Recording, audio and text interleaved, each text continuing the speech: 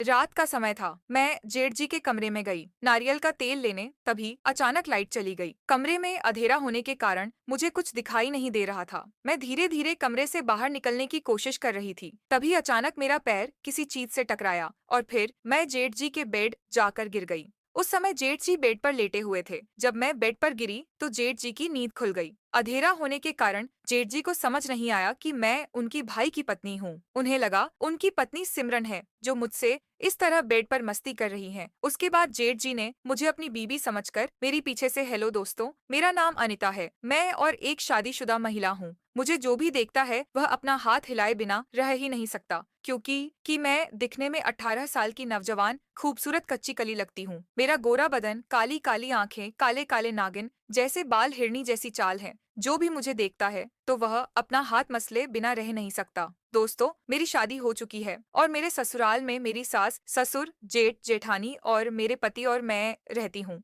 मेरी शादी को 5 साल हो गए हैं, लेकिन मेरे पति को अभी बच्चा नहीं चाहिए, क्योंकि वह कहते हैं कि अभी तो मैं खुद एक बच्चा हूँ, पहले तुम मेरा ख्याल रखो, फिर बच्चे बाद में करना। लेकिन मुझे बच्चे बहुत पसंद है। मेरे पति एक डॉक्टर है, वह मुझे सिर्फ सुबह शाम ही टाइम दे पाते हैं और बाकी का पूरा समय वह पेशेंट के साथ बिताते हैं। और मेरे जेठ जी, वह तो सोनार का काम करते हैं और वह सुबह से लेकर शाम तक घर पर ही रहते हैं। मैं और मेरी जेठानी घर में ही पार्लर का काम करती हूँ और घर का काम भी करती हूँ। इस तरह मेरी और मेरी जेठानी का पूरा दिन निकल जाता है। मेरी जेठानी को अभी बच्चे नहीं हैं, क्योंकि जब मेरी शादी को 1 साल भी नहीं हुए थे तब मेरी जेठानी को एक बच्चा हुआ था, वो भी सर्जरी से। उस समय जेठानी की उम्र कम थी, जिससे बच्चे का विकास नहीं हो पाया, जिससे बच्चा पेट में ही खत्म हो गया था और डॉक्टर ने भी बोल दिया था कि अब ये मां नहीं बन सकती। उस समय जब यह घटना हुई थी, घर के सभी लोग सदमे में चले गए थे। फिर मैंने जेठ और जेठानी को बहुत समझाई कि आप लोग परेशान मत हो, समय के साथ सब ठीक हो जाएगा और आप दोनों को टेंशन लेने की कोई जरूरत नहीं है। मैं हूं ना, मैं इस घर को बच्चा दूंगी। उसके बाद इसी तरह समय गुजरता गया। फिर एक दिन मैं अपने कमरे में मेकअप कर रही थी, तभी जेठ जी सामने आके खड़े हो गए। उन्हें देखकर मैं जल्दी से अपनी साड़ी से अपना मुंह ढाक ली। उसके बाद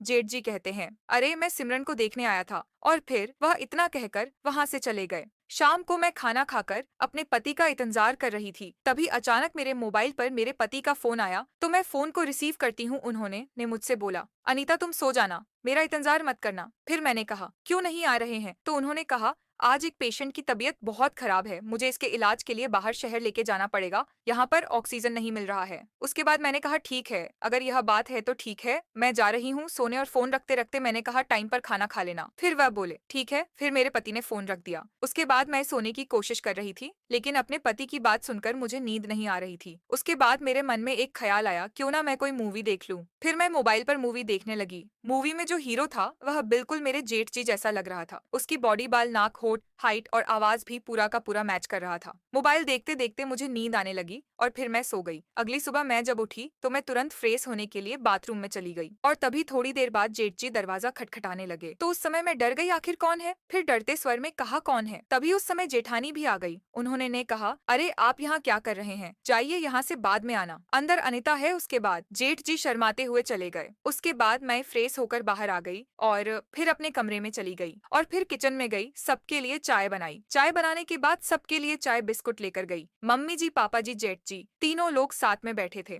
हॉल में। उनके बाद मैंने सबको चाय दी और फिर कमरे में चली गई। तभी जेठानी जी भी आ गई, फिर हम दोनों ने भी चाय पी। तभी जेठानी जी ने कहा, आज तो तुम्हारे भैया ने हद कर दी। फिर मैंने कहा, क्या हुआ दीदी? तो दीदी ने कहा, अरे आज सुबह जब तुम बाथरूम में गई थी तो तुम्हारे भैया बाथरूम जाने के लिए पहुंच गए थे। वो तो शुक्र है कि वहां मैं पहुंच गई थी। उन्हें कुछ समझ ही नहीं आता कि अंदर कौन है कौन नहीं, किसी से पूछते भी नहीं है। फिर मैं और मेरी जेठानी इस बात पर हंसने लगी। इसी तरह हंसी ठिठोली में पार्लर का काम कब खत्म हो जाती है पता ही नहीं चलता। इस तरह हम दोनों बहनों की दिन गुजर जाती हैं। जब शाम हुई तो अचानक मेरे सिर में दर्द होने लगी तो मैं अपने कमरे में सोने चली गई। उसके बाद मेरी जेठानी मेरे पास आई और बोली, क्या हुआ? तो मैंने जेठानी जी से कहा, दीदी आज आप खाना बना लो ना, मेरे सिर में बहुत ज्यादा दर्द हो रहा है। उसके बाद जेठानी ने कहा, ठीक है, तुम आराम करो, मैं खाना बना लूंगी। उसके बाद जेठानी जाते जाते बोली, अगर सिर दर्द आराम ना हो तो मेरे कमरे में तेल है, जाके लगा लेना। तो मैंने कहा, ठीक है। उसके बाद जेठानी खाना बनाने लगी। मेरे सिर का दर्द कम होने का नाम ही नहीं ले रही थी। उसके बाद मैं जेठानी के कमरे में गई तेल लेने, तभी अचानक लाइट चली गई। कमरे में चारों तरफ अंधेरा हो गया।